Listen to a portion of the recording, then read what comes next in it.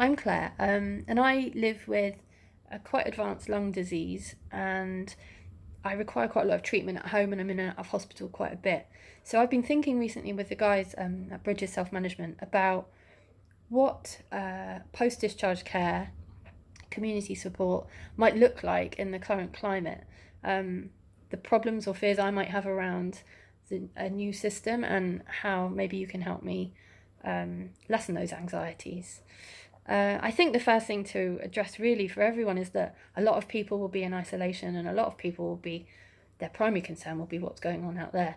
I know I've got a lot of questions. I'm in the 12-week shielding group, so I think I would have a tendency to latch onto the first healthcare professional I met at home and ask them everything. So I think it's difficult to not address those with people. Maybe set aside a few minutes at the beginning of a session just to say, what are your fears today?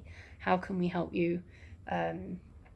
Answer any questions that you can, or signpost people to the right person to ask if not.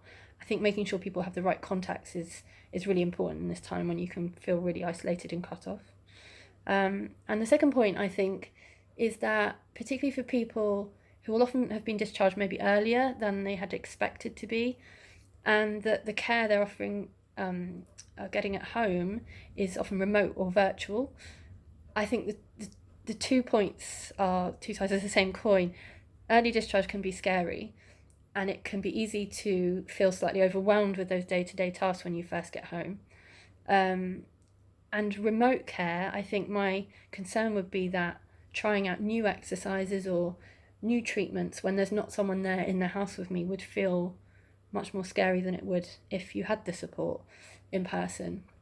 I think an answer to some of those is that pointing out the things that people are already doing, getting up, getting dressed, having a wash, making sure they're eating enough, those are all achievements and exercises in themselves. And if they can be built into a daily routine, a plan, a set of goals, some physio exercises, it would make them feel much more attainable.